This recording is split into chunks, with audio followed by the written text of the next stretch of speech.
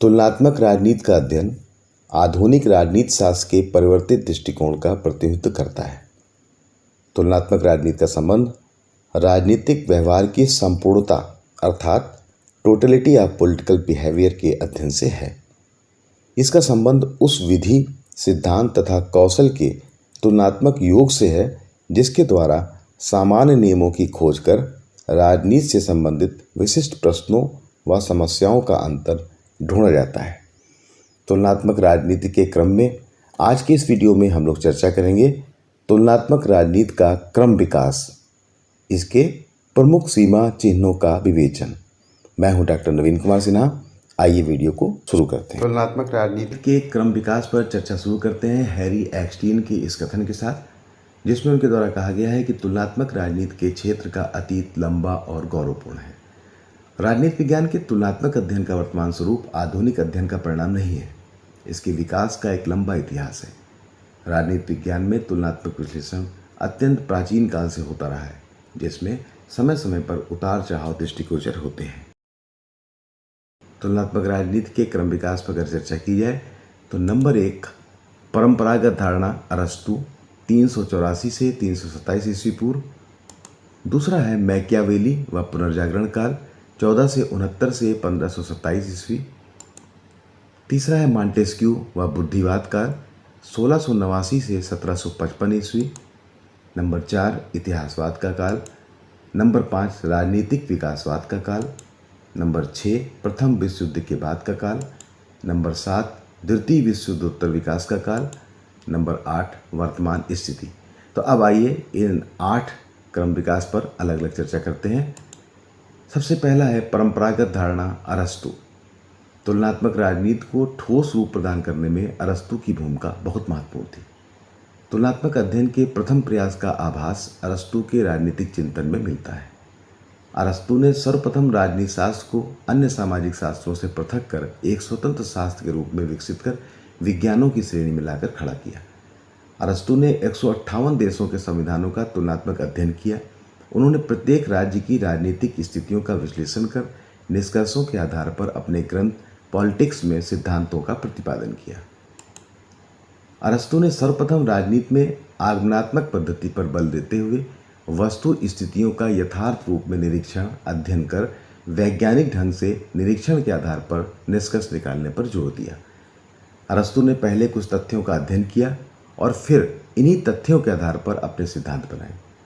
अरस्तु तुलनात्मक पद्धति के प्रवर्तक होने के साथ साथ तुलनात्मक राजनीति के संस्थापक भी थे। अरस्तु ने राज्य के सिद्धांत का प्रतिपादन करने में राज्यों का विश्लेषण करते हुए उनकी समस्याओं, स्वरूपों, पतन के कारण, क्रांतियों की खोज, समाज व राज्यों के मध्य संबंधों का निरूपण तथा संविधान का तुलनात्मक अध्ययन किया। नंबर 2 मैकियावेली व पुनर्जागरण काल। तुलनात्मक राजनीति के विकास क्रम में दूसरा सीमा चिन्ह मैकियावेली व पुनर्जागरण काल है। यूरोप के पुनर्जागरण काल में मैकियावेली ने 15वीं व 16वीं शताब्दी में राजनीतिक अध्ययन को वैज्ञानिक स्वरूप प्रदान करने की पहल की।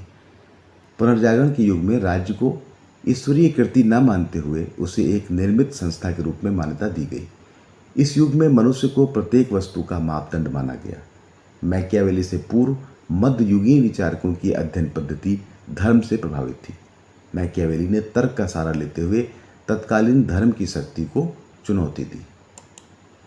मैकियावेली ने अपनी पुस्तकों द प्रिंस 1513 तथा द डिस्कोर्सेस 1579 में व्यवस्थित व तुलनात्मक अध्ययन की आवश्यकता को बताने का प्रयास किया। मैकियावेली ने द प्रिंस में विभिन्न शासन व्यवस्थाओं के तुलनात्मक अध्ययन के आधार पर निकाले गए निष्कर्ष सम्मिलित कर तुलनात्मक राजनीति के अध्ययन का महत्व स्पष्ट किया और तुलनात्मक राजनीतिक विश्लेषण का आधार प्रस्तुत किया। नंबर 3 है मॉन्टेस्क्यू व बुद्धिवाद काल।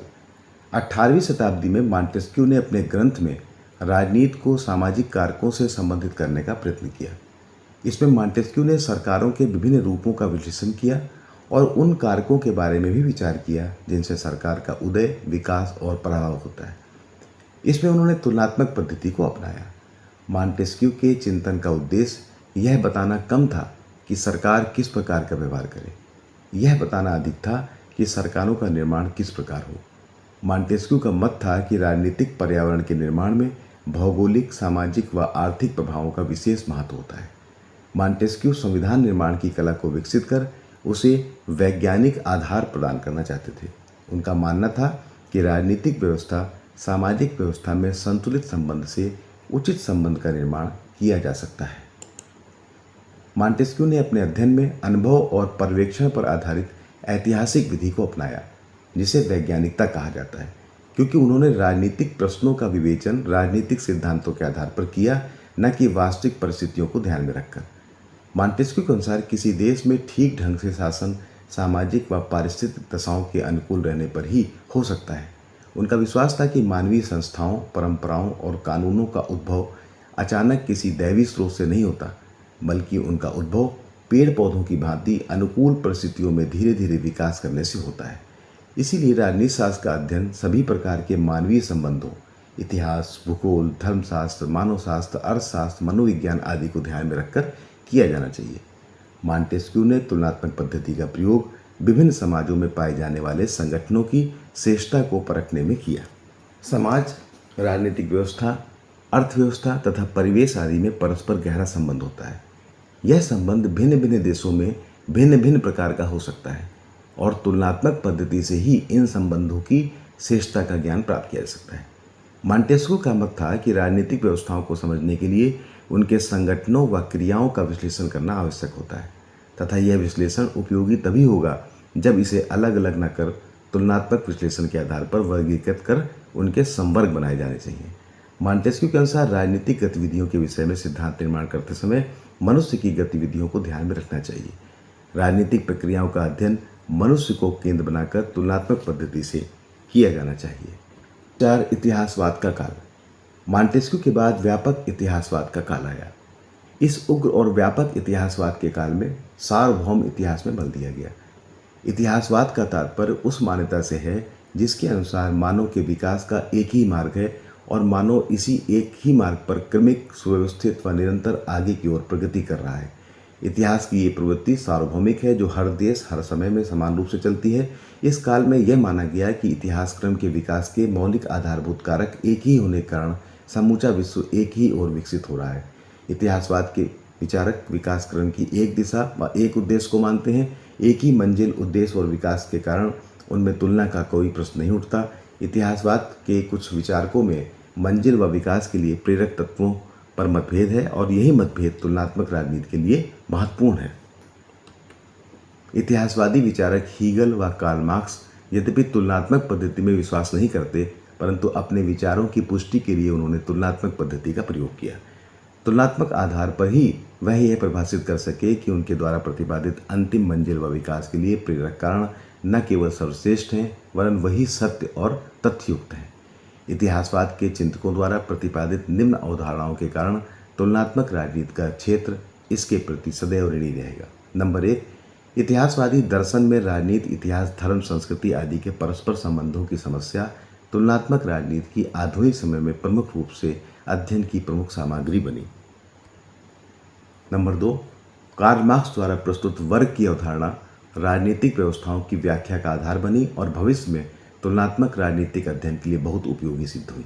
नंबर 3, इतिहासवाद ने ही सर्वप्रथम सर्वव्यापी और सार्वभौम सिद्धांतों के प्रति अभिरुचि उत्पन्न की। हीगल और मार्क्स दोनों ने सार्वभौमिक सिद्धांत का ऐसा विचार प्रतिपादित किया जो सभी व्यवस्थाओं पर, सब देशों में, सभी समयों में समान रूप से लागू हो। यद्यपि यह विचार कल्पना पर आधारित था, परंतु इसी से प्रेरित होकर तुलनात्मक राजनीति में भी ऐसे सिद्धांत बनाने का प्रयत्न होने लगा जो सर्वव्यापी हों और कल्पना के स्थान पर यथार्थ पर आधारित हों। इतिहासवादी काल तुलनात्मक राजनीति के विकास के लिए अत्यंत लाभप्रद काल रहा। आधुनिक समय में इस काल के विचारकों द्वारा स्थापित सिद्धांत तुलनात्मक राजनीति में समाविष्ट हुए। इन सब के बावजूद इतिहासवाद की निम्न आधारों पर आलोचना भी की जाती है।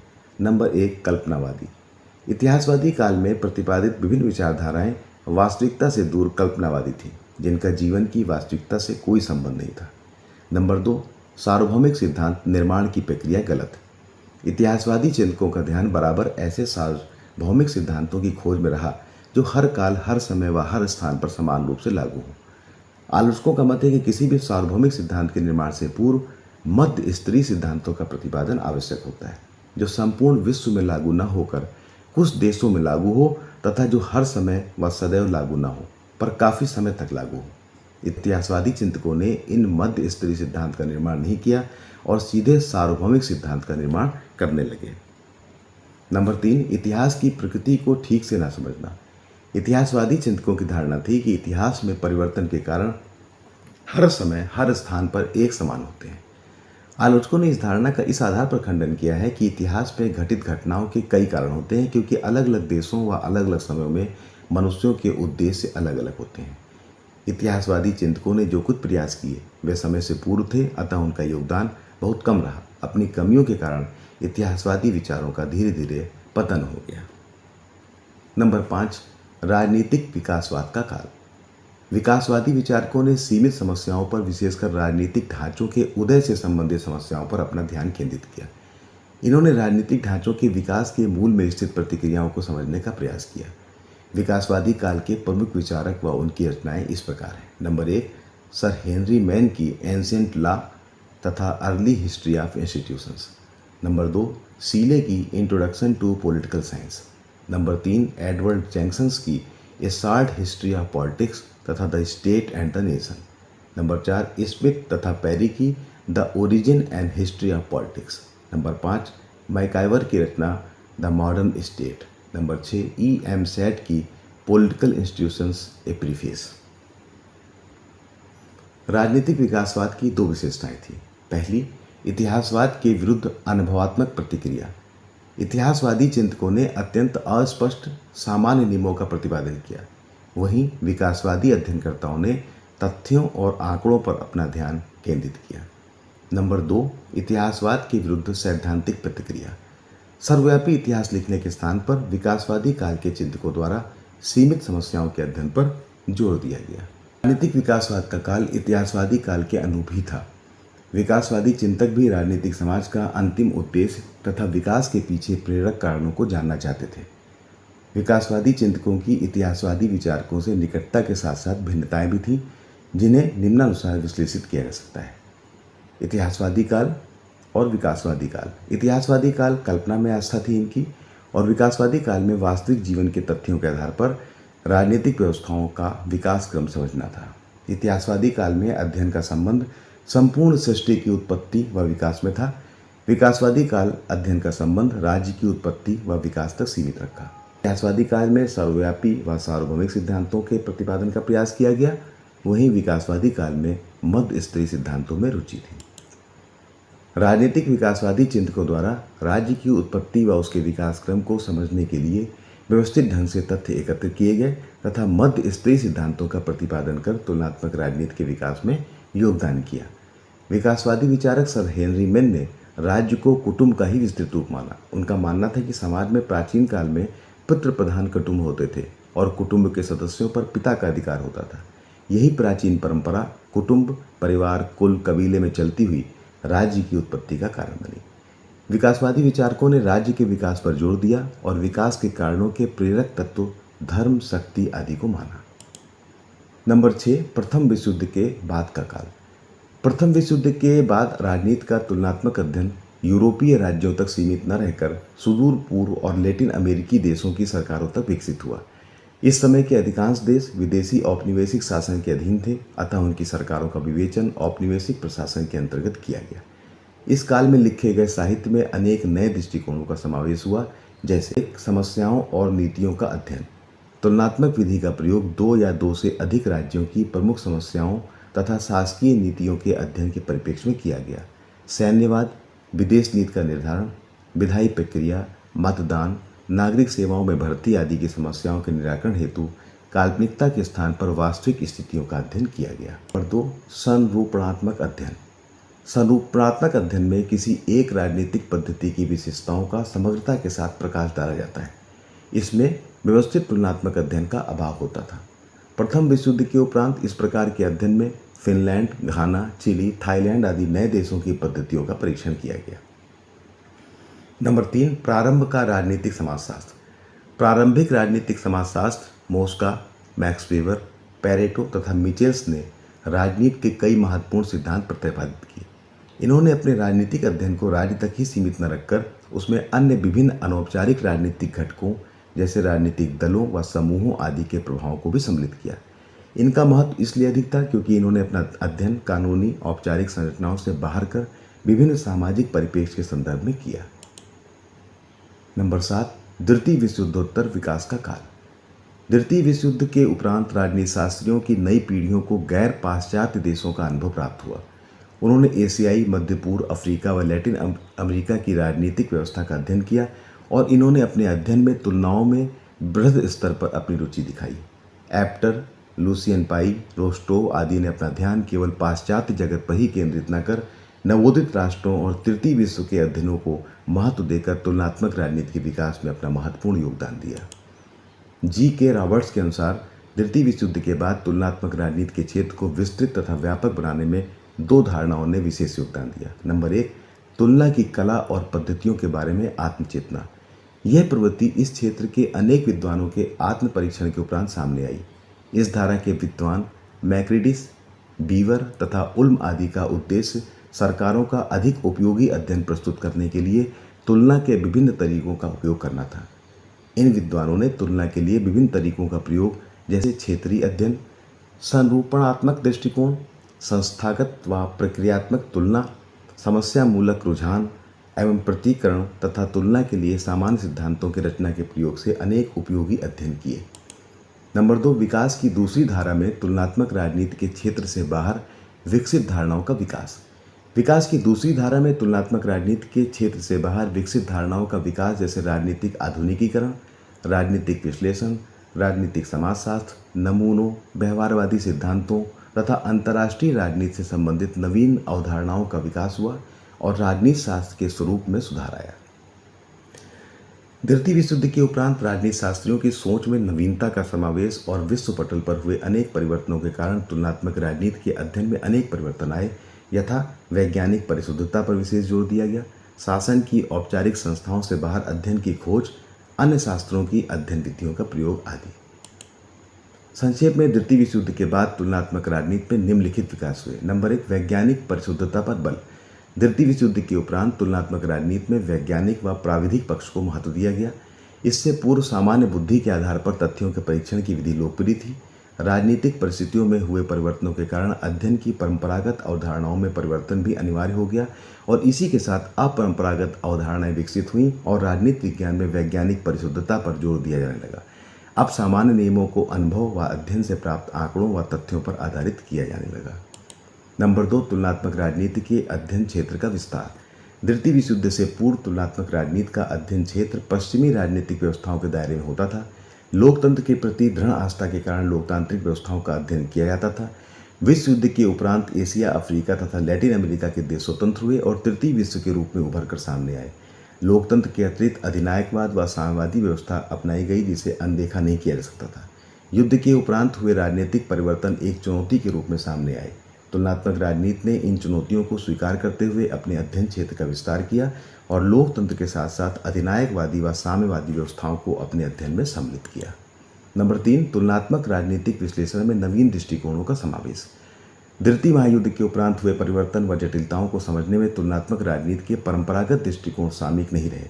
राजनीतिक जटिलताओं के तुलनात्मक विश्लेषण हेतु नए दृष्टिकोणों का प्रतिपादन हुआ जिसमें संरचनात्मक, प्रक्रियात्मक, व्यवस्थात्मक राजनीति संस्कृति, राजनीतिक विकास व मार्क्सवादी लेनिनवादी दृष्टिकोण प्रमुख हैं। नंबर 4, अन्य शास्त्रों की अध्ययन विधियों का प्रयोग। राजनीति के तुलनात्मक अध्ययन में वास्तविकता के अधिकाधिक नज़दीक पहुंचने के लिए अन्य शास्त्रों की अध्ययन विधियों का प्रयोग करना प्रारंभ किया गया। उदाहरणार्थ समाजशास्त्र में संरचनात्मक कार्यात्मक विश्लेषण लिया गया। हैरी एक्सटीन के अनुसार युद्धोत्तर काल में तुलनात्मक राजनीति में नई मुख्य प्रवृत्तियों का समावेश हुआ। ये मुख्य प्रवृत्तियां निम्नलिखित हैं। अनुभववादी अभिसीमा का विस्तार। तुलनात्मक राजनीति के क्षेत्र की अनुभववादी अभिसीमा का विस्तार हुआ जिसके 2 कारण थे।